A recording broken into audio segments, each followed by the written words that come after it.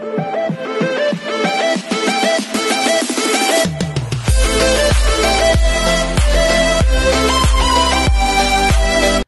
everyone, this is Kiki for Vlogs, a Filipino actor based here in Saudi Arabia, and welcome back to my channel. Agad-agad gawa natin reaction video ang Barda compilation because why not? Tatalakayin na naman natin dito for today's video ang alamat ng taho for today's video and lavender haze. Hindi mo kaya. Alamat ng taho and lavender haze. So, I won't say any longer. Excited ako magawa ng reaction video kung anong mga video na ngayon. And yeah, kung gusto, ang alamat ng taho, kung gusto nyo malaman, nasa ano ko yan, nasa title ko yan. Nasa title, nasa isang video ko yan, yung una kong i-upload for today's video. Ang alamat ng taho for today's video, hindi mo kaya. So, without further ado, let's start this reaction video na Barda. Ano to? Ay, ano to? Ay, mga pictures nila. Ay, si Mami, yung naka-blue dito. Ayan o, yung naka-blue na dress na kasama na naka-gray na jacket. Parang nagme-message to sa akin sa Instagram. Oh, Barda, huwag na kayong pa-apekto sa my girlfriend and everything. Kasi nga, ang sabi ko nga, di ba, doon nga sa isang reaction video ko, ang chika doon, is parang, ang lavender, ang kanta ni David para kay Barbie is lavender haze. Tapos ang gusto niyang flavor kay Barbie, ube. Eh, naka-violet si Barbie.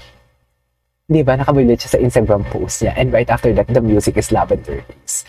Kung may girlfriend nga naman talaga si David, hindi yan ganyan si Barbie. Hindi yan si Barbie, hindi po magpo-post ng ganyan na parang, hindi ko ako ang girlfriend. Tapos, naalala ko, ay shucks, wait lang. Ang kanta pala ni David kay Barbie is lavender haze. So parang mortal na yan sa utak. Mortal na yan, Mami. Hindi yan pwedeng gamitin ni Barbie as background music o ni David. Ang lavender haze kasi nag-represent yan ng kanta ni David kay Barbie. Tapos ngayon gagamitin pa ni Barbie sa background music niya. Kung may girlfriend si David, dear, hindi ganyan si Barbie. Kahit kakakilala ko lang sa kanya, sabi ko nga sa inyo, di ba, na bago nga ang pananaw ko sa kanya. Una talaga, akala ko talaga yung mga memes sa kanya, totoo and everything, na mga kumakalat na mga chismis. Hindi pala even. Okay, I have to be honest with you. Basta, hindi ko na ito i-mention. Basta may nalaman ako sa kanya na tumatak talaga sa utak ko na hindi naman pala totoo. Yung about sa kanila ni Dennis Trillo, hindi naman pala totoo yun.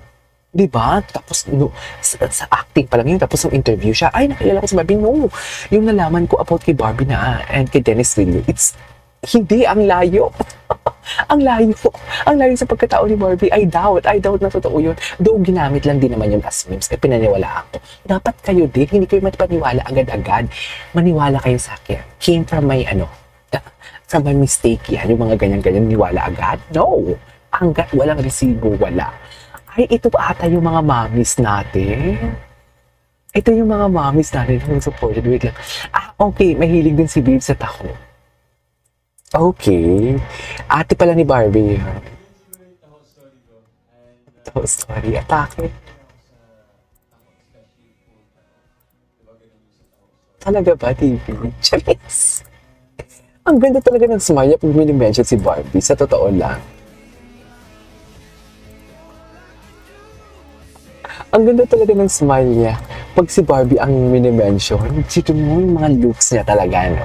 Yung mga looks niya talaga, kung meron talagang slow motion and mag-a-analyze talaga ng todo-todo. Actually, katulad ni Mami Nars, ina-analyze niya talaga.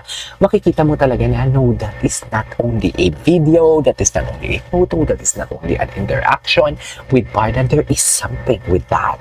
Diba? Merong something dyan sa video na yan. So basically, makikita mo talaga the body language, the way David look at Barbie and everything. Hindi ko may girlfriend ka, di ganyan ka tumingin. Charis, yun totoo. Tigilan niyo. Kung ang basihan nyo lang naman is parang pinaghiwalay sila ng network. Tapos, iko-conclude yun na may girlfriend, ayaw ng girlfriend kasi magsaselos. Hoy, kabahan kayo. Tang na loob. Ano yun? Dahil sa pag-ibig na wala, kung may girlfriend si David, susundin niya yung girlfriend niya dahil sa pag-ibig na wala kasiguraduhan kung sila din mag-endgame or hindi. Tapos, what do you call this? Isa-sacrifice niya yung career niya. Ang mga milyon-milyon na talaga kontrata sa kanya. Hindi siguro. Kaya sa mga vlogger dito sabi, nagselos kasi ay, kabahan kayo, malandi kayo. Charis. Ginagalit niyo ako, ha? Ay, for sure, kilig ang lahat. Kilig na kilig, pati ang pagkababae ko. Pati ang pangkok ako for today's video. Kilig na kilig. Charis. Saan kaya sila kita? Sa kayo sila nagkita? What do you think? Sino yung fan na nag-reach out kay Barbie at nakalusot sa message request? Charis! Sino? Sino ang salarin? Sa'yo, syempre yung family mo. So, i-try Oh. ko yan.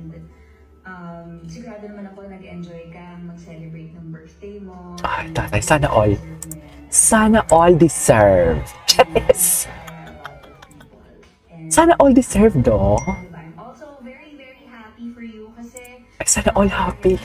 business mo, you still make time para makapag-basketball, diba? Kaya akin naman, alam na alam talaga ang schedule. Alam na alam ang schedule for today's video. Wow, Barbie nyo, alam na alam ang schedule ni David.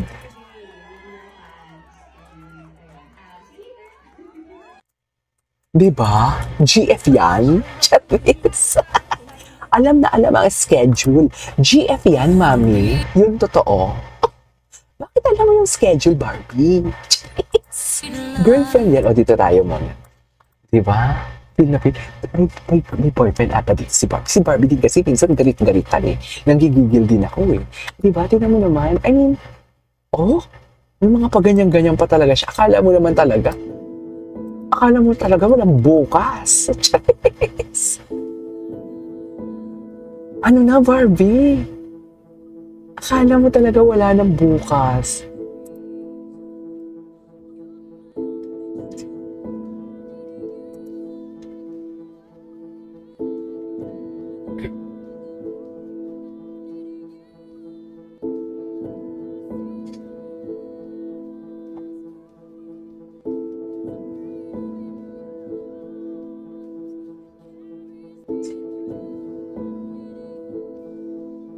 Okay. Ay, atake. What's next? Ay, napanood na natin ito. Hindi. Ang mga luma na naman ang lumalabas because nasa top videos pala tayo. Kung hindi top videos yung titingnan natin, makikita natin yung mga latest and everything. Saan ba? Ay, ano to? Si Hazel. Ay, nakita na natin ito. Nakita na natin ito for today's video. Diyan lang kayo. Ay, ito talaga, nakakamiss to. Nakakamiss to, no? Parang baby dyan si Barbie actually. Parang baby siya dyan. Diba?